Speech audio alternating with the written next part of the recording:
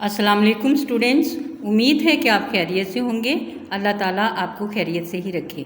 जैसा कि आपको मालूम है कि कोविड-19 की वजह से स्कूलों में छुट्टियां हो चुकी हैं और इन छुट्टियों में दोबारा ऑनलाइन क्लासेस का आगाज़ किया गया है। तो इस सिलसिले में आपका सेकंड टर्म का जो सिलेबस था और जिसमें से जो चीज़ें रह गई थी वो करवाई जाएंगी। तो अब आज हम ये उर्दू बी का काम करेंगे और उर्दू बी में आप अपने नोट्स खोलें और उसमें देखें कि आपने आज जो ख़त करना है वो है उस्ताद के नाम ख़त अपनी किसी मुश्किल के बारे में। ये अपनी किसी मुश्किल से मुराद अपनी पढ़ाई में किसी मुश्किल के बारे में है। ठीक है बच्चों, तो ये देखें आपने इसका आगाज़ करना है। मैं इसकी साथ साथ में रीडिंग करूँगी और साथ में अगर कहीं करेक्शन की ज़रूरत हुई तो वो भी कर दूँगी, यानी वो इस्लाह भी साथ साथ होती जाएगी। ये कमरा इम्तहान के बाद सबसे फर्स्ट लाइन पे आपने लिखना है और इसमें यहाँ पे कॉमा लगता था लेकिन अब कॉमा नहीं लगाया जा रहा। तो अगर लग भी जाए तो कोई हर्ज नहीं है, लेकिन अब बोर्ड की बुक्स में कॉमा नहीं आ रहा, तो हमने उन्हीं को फॉलो करना है। इसके बाद है 21 मार्च 2011 लिखा हुआ है और ये सने ईस्वी का हमज़ा लगाया गया है। ये उर्दू की डेट में ज़रूर लगाया जाता है, तो इसलिए आप भी लगाइएगा। और ये डेट जो है ये नोट्स पर तो 21 मार्च लिखी है ना, तो आप जिस दिन आप पेपर दे रहे हो या जिस दिन ख़त लिख रहे हो तो वो वाली डेट फ्रेश वाली लिखते हैं। इसके बाद तीसरी लाइन में आ जाएं। तीसरी लाइन में आपने उस्ताद मुकर्रम यानी मुखातिब किस तरह करना है, तो उस्ताद मोहतरम भी लिख सकते हैं। ठीक है, इसके बाद ये एक्सप्लेनेशन का साइन है, ये फजाइया का निशान कहा जाएगा। इसके बाद ये 2 डॉट्स हैं, अस्सलाम वालेकुम, ये चौथी लाइन में आप लिख रहे हो। 2 डॉट्स का मतलब होता है बच्चों कि इसके सामने से बिल्कुल लिखना शुरू किया जाए, लेकिन यहाँ पर ये अगर हम सामने से नहीं लिखते और इसके नीचे से लिखना शुरू करते हैं तो यहाँ पर हम एक ख़त्मा का साइन भी लगाएंगे जो कि बुक में नहीं लगा हुआ। अगर आप बिल्कुल सामने से अस्सलाम वालेकुम के सामने से यानी उसी लाइन से लिखना शुरू करते हो तो फिर सिर्फ 2 डॉट्स लगेंगे, वरना ये ख़त्मा का साइन भी लगेगा। तो इसका मतलब होता है ये जब तीनों इस तरह 2 डॉट्स और ये ख़त्मा का साइन लगता है तो इसका मतलब होता है कि अब आपने नीचे से तफसील आपकी शुरू हो गई है ख़त की। चलें अब इसकी रीडिंग करते हैं। मिजाज अक़दस। अब यहाँ पर आपको ये कंप्लीट जुमला नहीं लिखा हुआ, तो आप वैसे भी कंप्लीट जुमला लिख सकते हैं कि आपके मिजाज अक़दस कैसे हैं, और इसके बाद एक्सप्लेनेशन साइन फिर लगा हुआ है। आपकी दुआ से बंदा इन दिनों इम्तहान की तैयारी में हमतन मसरूफ़ है। इंशाअल्लाह मैं आला दर्जे में कामयाब होने की सादत हासिल करूँगा।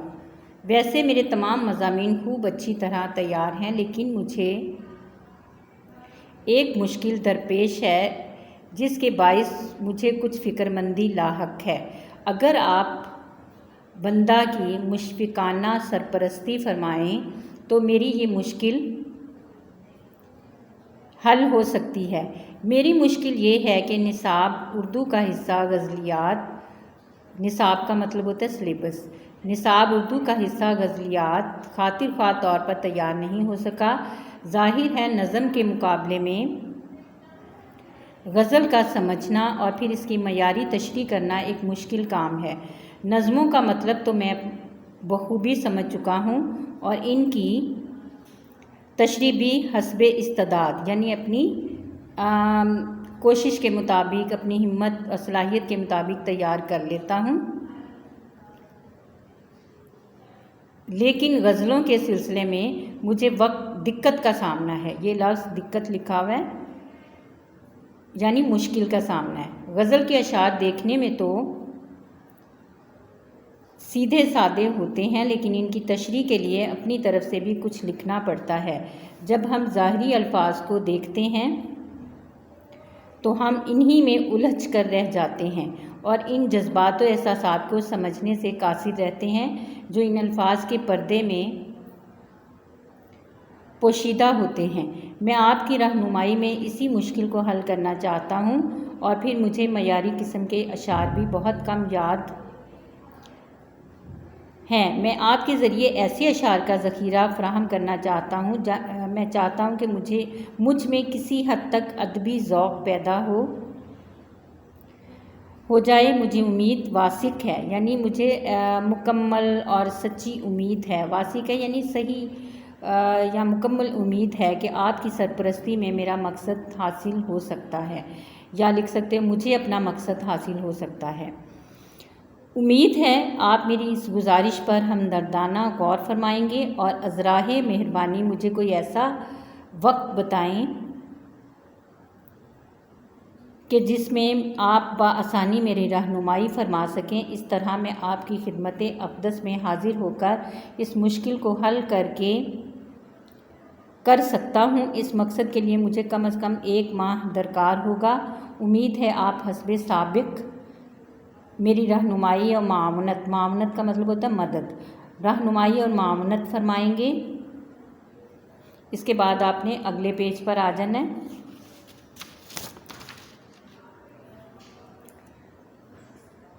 फरमाएंगे मैं आपका बेहद ममनून हूँगा, मुझे आपके जवाब का इंतज़ार रहेगा। आपका शागिर्द। अब ये ताबे फरमान तो अब दरख्वास्त में भी नहीं चलता, इसलिए ये मैंने कट कर दिया है। आपका शागिर्द, और अगर आप मुअन्नस हैं तो फिर आपने अपने वो सारे सीगे ख़त के अंदर भी चेंज करने पड़ेंगे। तो अलिफ बे जीम और इसके बाद आपके ख़त का एंड हो गया। अब मैं देखें लिख कर आपकी इसकी प्रैक्टिस बता देती हूँ। सिर्फ इसका आगाज़ और इख्तिताम मैं लिख कर आपको बताऊँगी। यह आपने इस तरह कॉपी पर लाइन लगानी, एक तरफ हाशिया लगाना है जिसको आप मार्जिन लाइन कहते हो। आप लोग समझते ही नहीं हो, हाशिया कहा जाए तो आपको समझ ही नहीं आता। तो ये देखें ये हाशिया लग गया एक साइड पे, पेज की दूसरी साइड पे नहीं लगाया गया। अब आपने यहाँ पर फर्स्ट लाइन में सबसे पहले आपने बताना है कि आप ख़त किस सिलसिले में लिख रहे हो। तो आप ख़त लिख रहे हो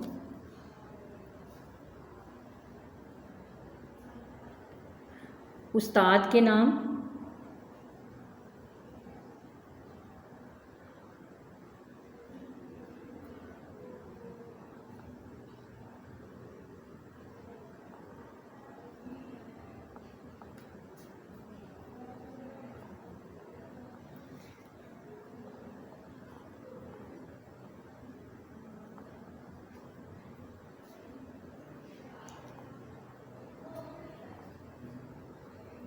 पढ़ाई में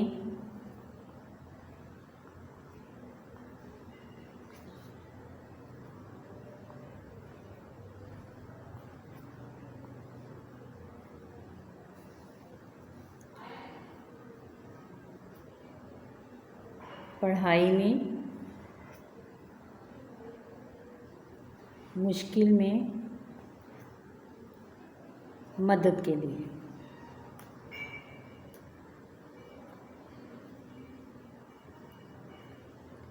ये आपके ख़त का आगाज़ है। इसके बाद आपने यहाँ से फर्स्ट लाइन से ये लाइन अब खाली छोड़ दें क्योंकि आपने ऊपर हेडिंग दी है तो वो सूटेबल नहीं है।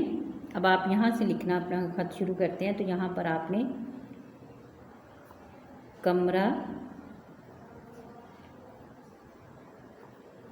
इम्तहान, मैंने डिक्शनरी में कंफर्म किया था तो उसमें अलिफ आ रहा है कमरे में, तो मैंने इसलिए यहाँ पर अलिफ लगाया है। और आपकी पीटीबी की बुक्स में तो ये बताया भी नहीं हुआ। तो आप यहाँ पर अगर कमरे में कंफ्यूज हैं तो आप इम्तहानी मरकज़ भी लिख सकते हो, ठीक है।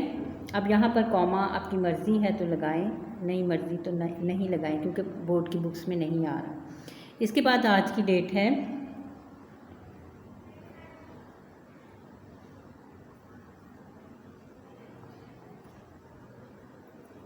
7 सितंबर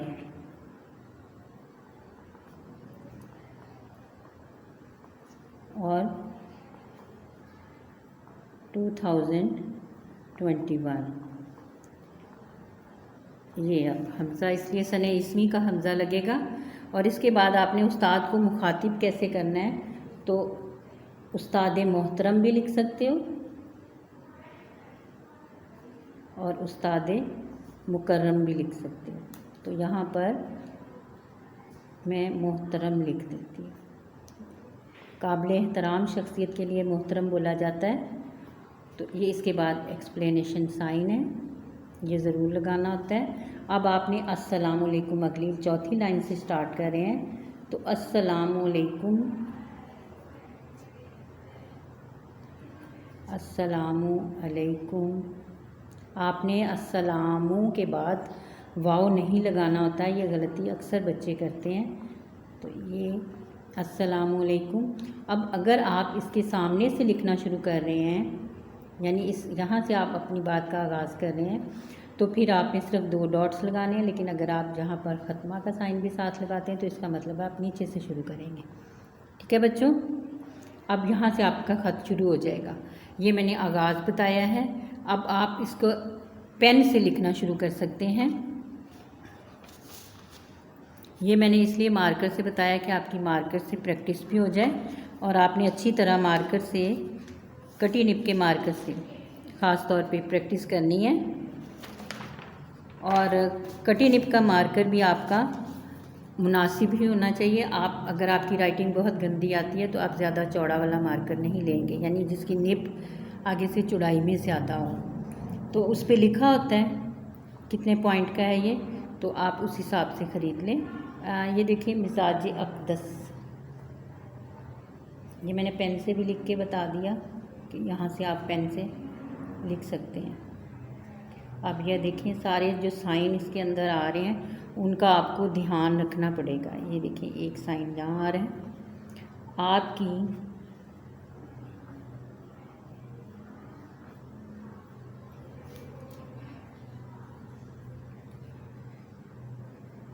दुआ से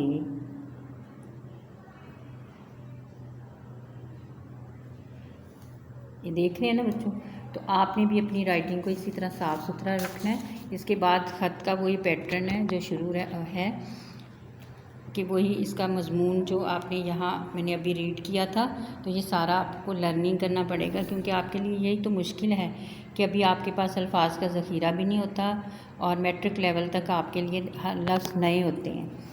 तो इसलिए नए नए लफ्ज़ आते जाते हैं, तो आप उनकी लर्निंग करें ताकि आपके पास अल्फाज का ज़ख़ीरा जमा हो जाए, फिर आप अपने अल्फाज में कोई बात बयान कर सकते हो। ये यहाँ तक हो गया। इसके बाद ये भी हो गया ये लाइन, ये देखें एंड आपका शागिर्द या आपकी शागिर्द। तो यहाँ पर मैं आपको इसका एंड भी बता देती हूँ कि कैसे आपने लिखना है।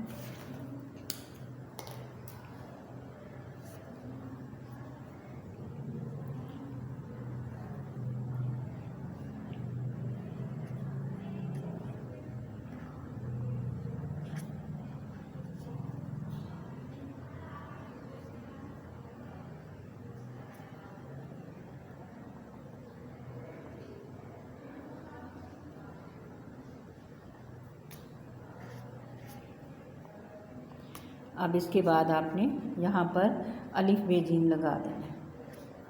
ठीक है,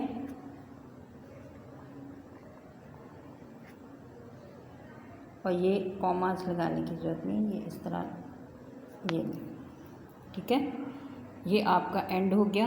अब आप एक दफ़ा फिर देख लें कि ये इस तरह आपने आगाज़ करना है और कटी निब के मार्कर से लिखने की प्रैक्टिस करें ताकि आपका राइटिंग भी अच्छी आए और आपकी लिखने की प्रैक्टिस भी हो जाए।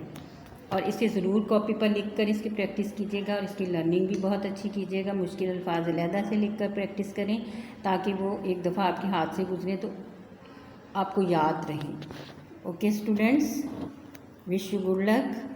अल्लाह हाफिज़।